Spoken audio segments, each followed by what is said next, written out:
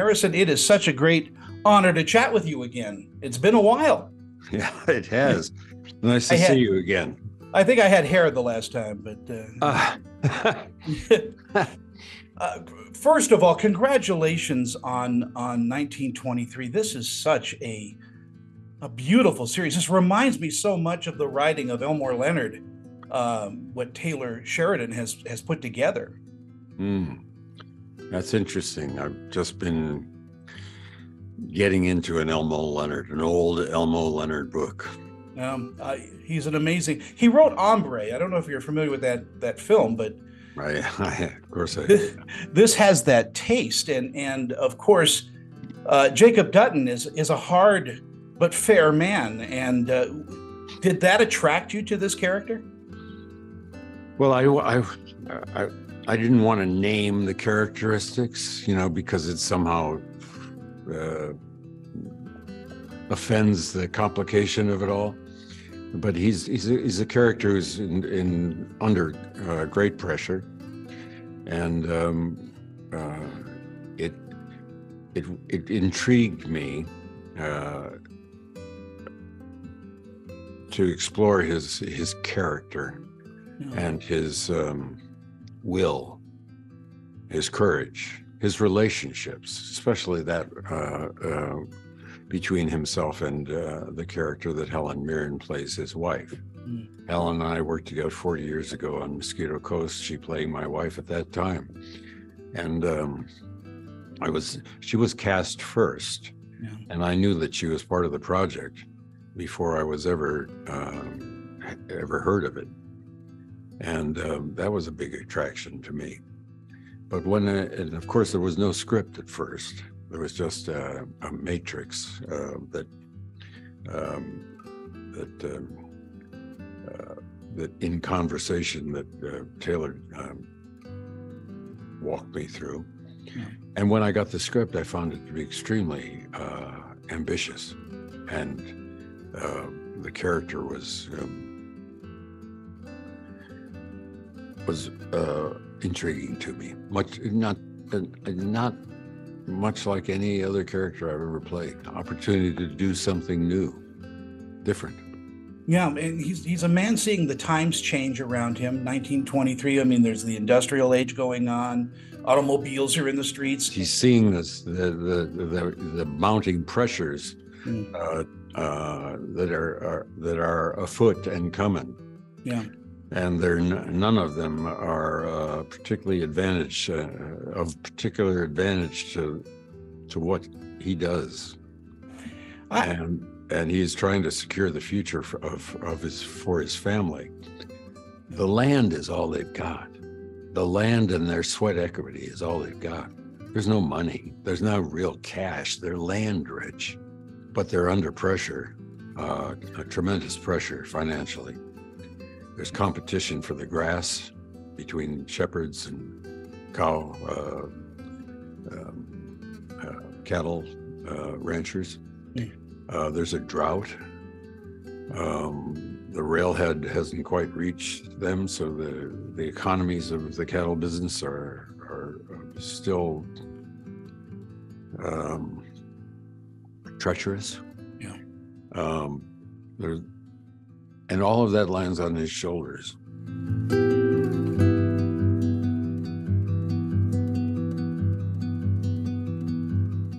I never pegged you to be as good a comic actor as you are. I think, thank you. I guess, yeah. Yeah, I listen, when you have a script as funny as this, then it's for me to mess up, really. If I can't make Ryan Johnson's script words funny, then I'm not really doing my job. Well, I also think you're buoyed up by one of the greatest casts ever, and that really is. That filming must have been not only a joy, but just hilarious to be with those people. It was. We were, you probably know, we were sort of right in the middle of lockdown, and the COVID was still raging. So, filming was very problematic, because if any of us had got it, it would have shut down and all of those things.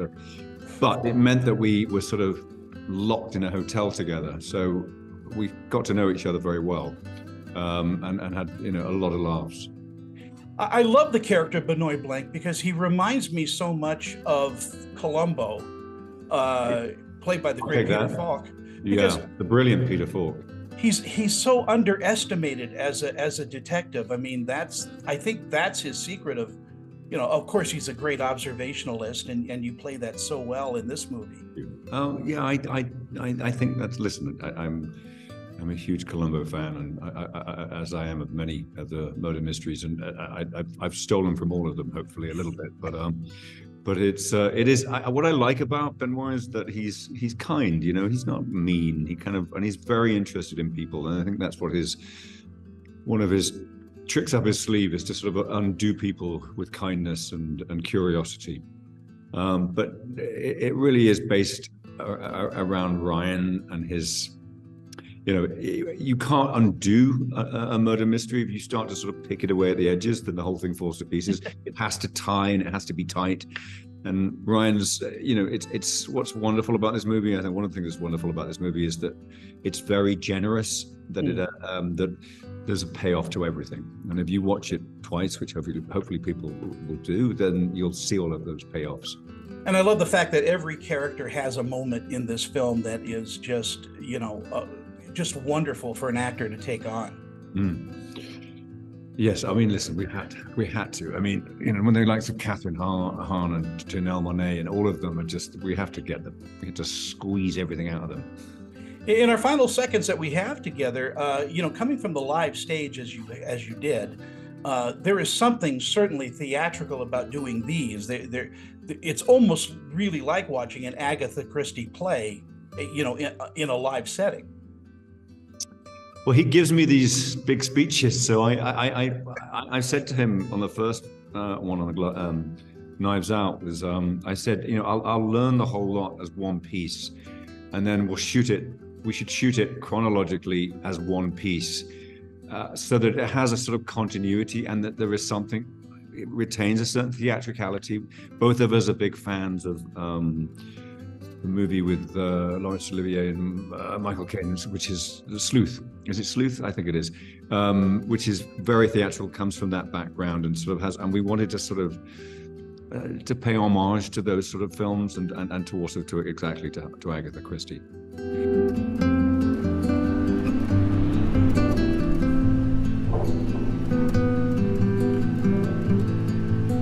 Millions of people are losing their dental coverage every year or can't afford dental care due to the high cost. Just a simple cleaning can cost over $100. But there is an answer, TDA. For about $1 a day, Total Dental Administrators covers over 200 dental procedures. Whether you're an individual, a family, self-employed, or retired, TDA has a plan that's right for you, starting about $1 a day. So call or click for your free information kit and see how affordable dental health can be.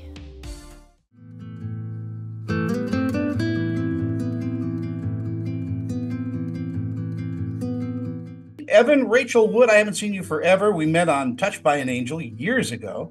What? Yeah, I tell you, I've been around. Wow. And now you're the best robot I've ever seen. Thank you. Ever.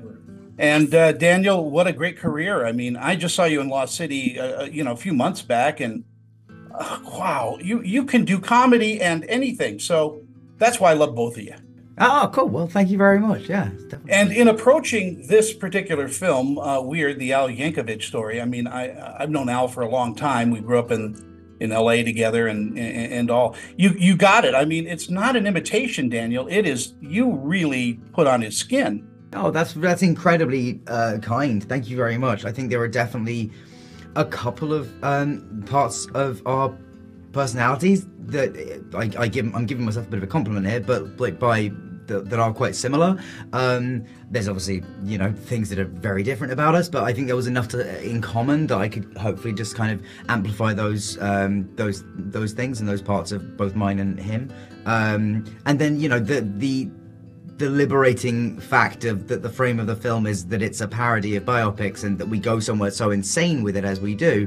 That kind of means you can set up this nice, sweet guy and then just take him to like an insane, maniacal place towards the end. And Evan, I would think playing Madonna would be just a huge joy as well as a huge headache. It was a joy. I was a little nervous at first, but felt a little more at ease that it was a parody and it was a comedy and it wasn't like a Madonna biopic. That would have been much more pressure. But I still wanted to get it right, so I did a lot of research, watched a lot of interviews, like really tried to nail the mannerisms and, you know, the way she spoke in the 80s. And yeah, and then we just sort of like got let loose to just kind of make it our own and make people laugh.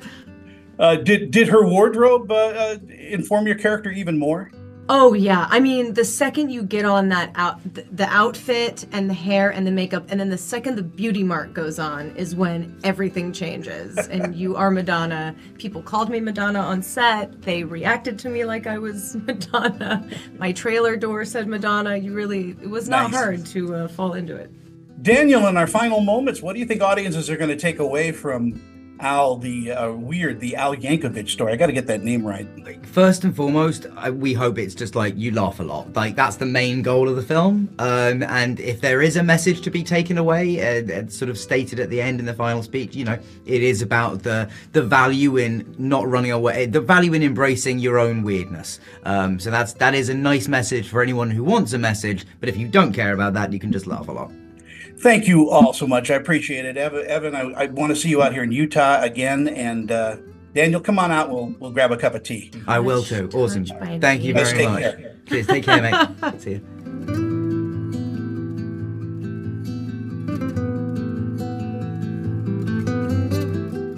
Do you get tired of doing this? I mean, obviously, you know, that's a loaded question, but there's got to be some jobs you go, oh, I don't want to do that. I get tired, but I don't get tired of doing this because the great dirty little secret about this show is that no 2 days are the same. Like on the one hand, it's Groundhog's Day in a sewer. You know, it's always the first day on the job. And that, you know, that will demand a level of humility that you might not think you have, but you do. But beyond that, no 2 days are the same. And so I'm super grateful to have a career that still lets me be surprised by what's ever under the rock or in the pool. Yeah. You know, it's always a surprise. I would imagine there are jobs that probably you don't want to do, like working retail at Christmas. Yeah, right. I mean, look, I still believe that any job can be done with humor and excellence, but I also think people are wired differently. Some people are really good at, you know, able to do the same thing again and again. I can't. I mean, I guess I could, but every attempt has proven that I'm a miserable failure when it comes to that. Well, like you, I mean, we've all had interesting jobs, and I think. I know a woman who's a waitress and just loves being a waitress, but I could never work in the food service industry. And yet you should, you know, everybody, I don't mean that like, you know, yeah, I think what you're doing right now is fantastic, Tony, but everybody should wait tables. Everybody should drive a cab. Everybody should dig a hole or a trench or lay pipe or, you know, I think it's kind of like travel. You know, it's hard to form a cogent opinion about the world until you've seen some of it. And it's hard to talk intelligently about work until you've tried your hand at a lot of different things. Well, I think your show gives us a great deal of empathy toward those people that are working very hard and, you know, got grease on their hands and, you know, sawdust everywhere. And it makes us grateful for our lives, and it makes us grateful for their lives, because this country wouldn't move forward without people that are willing to break their backs.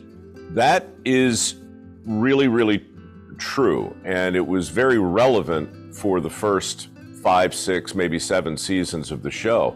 But now something really interesting has happened. Now people are looking more closely at those old episodes, and they're beginning to realize that a lot of the people we featured on the show in days gone by and in the current season are millionaires. Many are making six figures a year.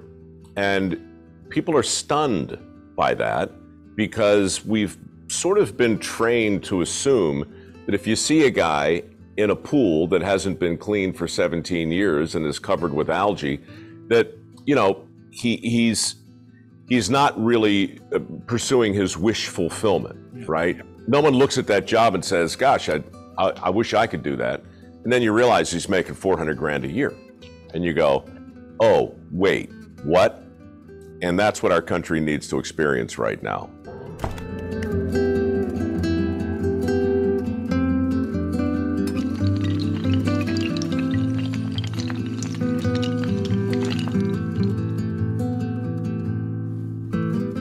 This portion of Screen Chatter is presented by VP Dental. Check out our great dental plans starting at just $16 per month.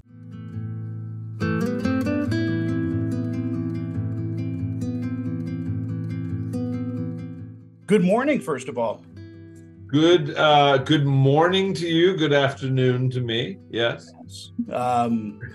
Let's talk about Violent Night. I think one of the funniest movies I think I've seen in a while, and it's just edge of your seat, just nothing but fun in this movie. And what a delightful Santa Claus you are. Delightful, violent, crazy Santa Claus. He's had enough. He's had enough of these bad guys. Enough of this naughty list. Yeah, and he's doing something about it. He's giving presents and kicking ass.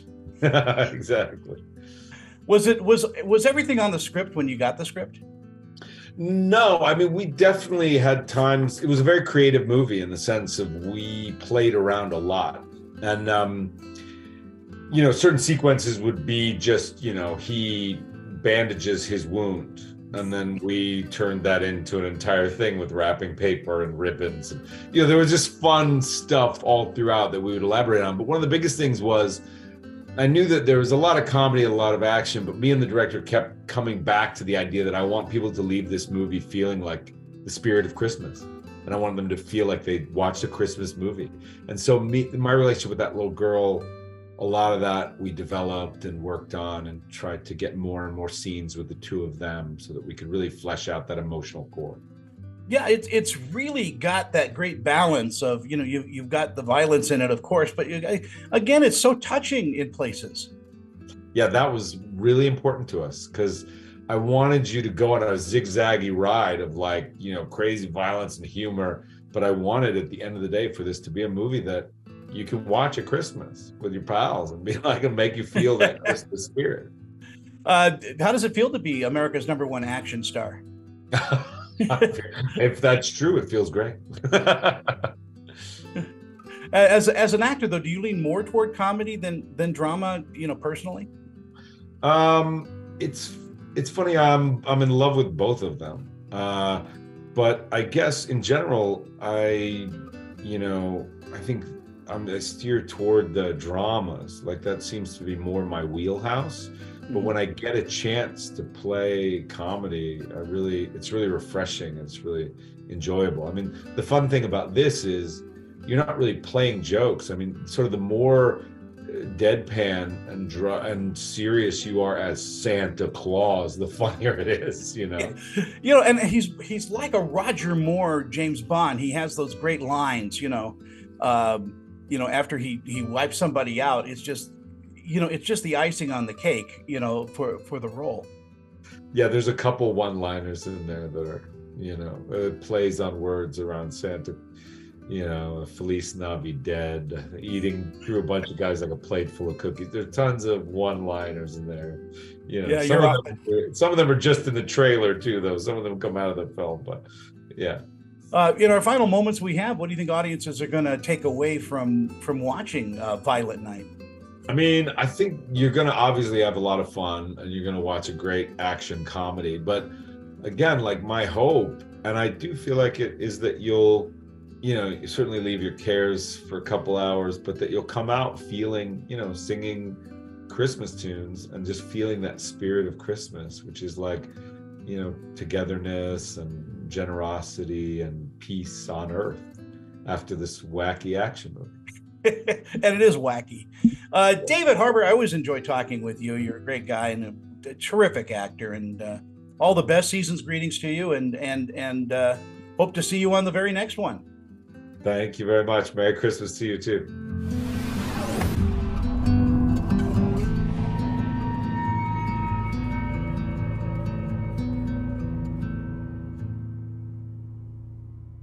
As a single mom, I want to make sure my kids have healthy teeth. Going to the dentist can be expensive.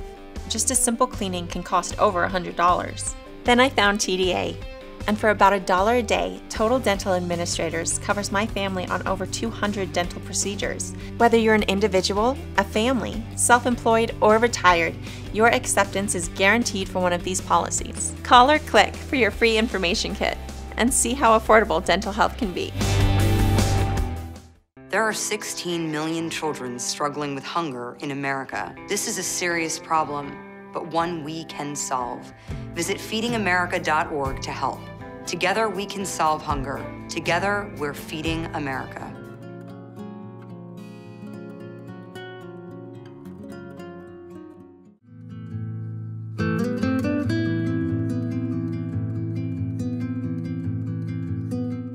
The last time I talked with you, you wanted to become one of my polygamy wives, and oh